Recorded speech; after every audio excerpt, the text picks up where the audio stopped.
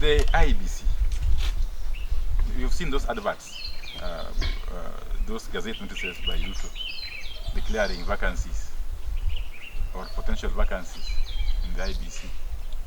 But remember, when we were at Safari Park some time back with my colleagues here, we did give out a warning to the current IEBC chairman, Mr. Chebukati, and the other two commissioners, Boya Molu and Professor Gulie, that since their term in office is expiring on the 17th of January 2023, they need to proceed on terminal leave 3 months to that date. That 3 months to that date started on the 17th of October, about 3 or so days ago. And yet we are told that Chebukati and his two fellow commissioners are still in office at Anniversary Towers. What possibly could they be doing at Anniversary Towers 3 months to their retirement? Yet they have got leave days which they have accumulated over the years. What mischief are they playing at Anniversary Towers? Why is it so difficult for Chebukati and his friends to go home?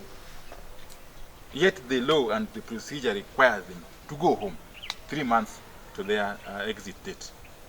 So we are still calling upon them one more time. Indeed, I would want to call it one last time. That Chebukati and your friends, Boya Molu and Professor Guli, proceed on terminal leave without any further delay. And anything you are attempting to do at Anniversary Towers will come to haunt you. Will come to haunt you for sure. Yeah, because even after you have left, we shall come back to find out what exactly you are doing in office illegally, if I may term it so again. Okay? What is it that you want to do within these 2.5 months that you are unable to do within the last 6 years of your term? Let them proceed and go home. And if there's anybody in the administration of Kenya Kwanza who is misleading them that they will be protected, then they are in for a good shock. Let them go home even as the recruitment of the new commissioners plus the chairman commences. And as Honorable Bokosing has said, the recruitment of the chairperson of the IBC is such a serious exercise that must be conducted in a bipartisan manner. It cannot be left to William Ruto alone. Yes, it has to be done in a consultative manner. And Azimio la Umoja Coalition is a serious stakeholder in this country. We want to see the Right Honorable Raila Odinga being involved. The Right Honorable, the His Excellency Kalonzo Musyoka being involved. Okay? Honorable Gideon Moi being involved. And Honorable Martha Karua plus Uhuru Kenyatta being involved in this process. Otherwise, we shall take it that you are recruiting the chairman of the IBC for yourself, which you know has got serious and indeed catastrophic implications. Thank you. Thank you. Recruitment of the referee, recruitment of the chair of the Electoral Commission is not a boardroom activity. It's not a one-sided activity, and it's not a one-man's activity. Let us not prepare our country to anarchy. Kenya is a mature democracy. We are calling for a transparent, a consultative way of recruiting the chair of Electoral Commission. Electoral Commission is a very fundamental institution that midwives democracy. An election will be as free as it is managed by the referee. If the referee is seen as free, then that election is free. If the referee from the word go is seen as biased, then there is no election. We saw some information moving around the media suggesting that some people have already started the process of recruiting or replacing Chebukati. The leadership of this country must be put together. There are now two big coalitions in Kenya, KK, Kenya Kwanza, and us, Azimio. We, Azimio, we have our leadership. We have our leadership, national leadership. We have also our parliamentary leadership. The leadership of Azimio and leadership of Kenya Kwanza and all other small parties must sit together to agree on the referee, so that we are not preparing the country for anarchy. So we are telling those people who are in the end of power now, think about the country. And the preparation of monarchy might be prepared by sidelining others in terms of recruiting the chair of electoral commission. So open up. Let us open up the open dialogue. In fact, recruitment of chairman of electoral commission, in my view and my opinion, is like making a constitution. No one man or woman can make a constitution. It is for all of us. So I'm calling them that let us not prepare our country for anarchy. Open the recruitment of the electoral commission, involve all the leadership and the people of Kenya. What we have noted is that, the last election was such a big con.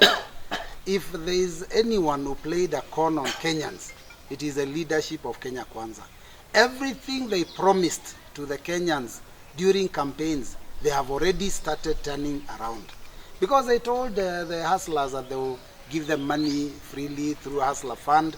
Already suddenly realize that there is interest going to be charged to it. They said that they will form a government that will be made up of Mama Mboga, Boda Boda. Let me tell you the things we have seen.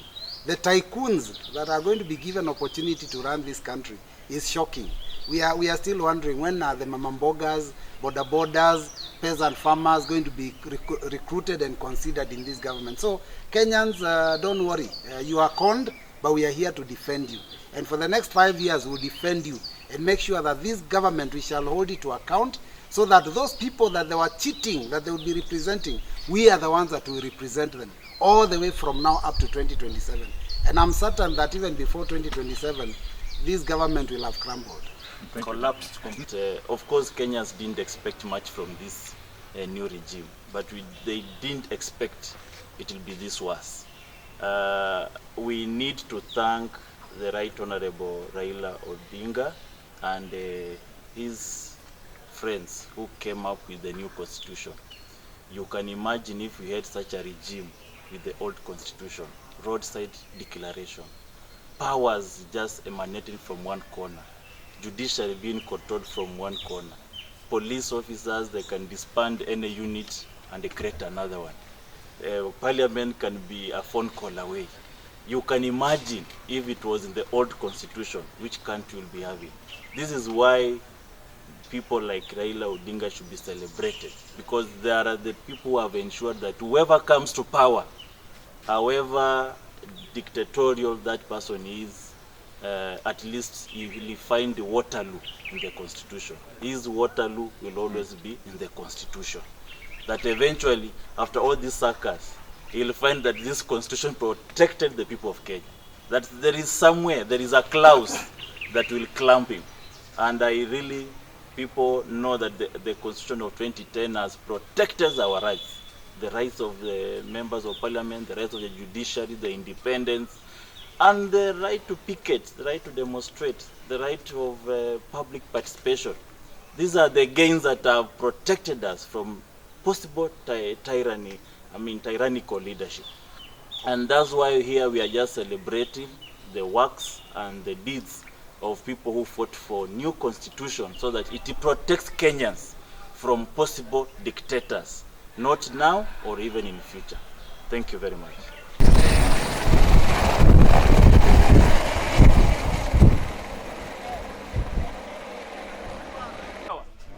Na mnajua ule kijana aliuliza swali ngumu sana Mudavadi, ndio huyu sasa. Unamtambua? Sasa tumekuja kuambia watu wakuja mjambo. Hatujambo. Hamjambo tena. Hatujambo. Mimi naitwa Mheshimiwa Kosi. Wengine wameniona kidogo. Hii si mara yangu ya kwanza ya tulikuja hapa na baba tukafungua technical hapa. Bana, fanya kazi kwanza, mambo ya uzinga.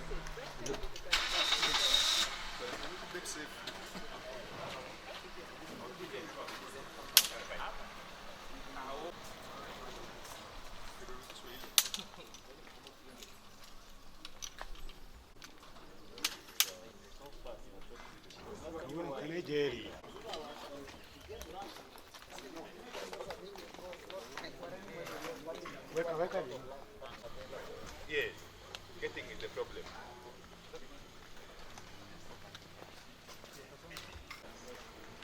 Once they're done with the person, you can just start doing that. finally here. Chairman. Why?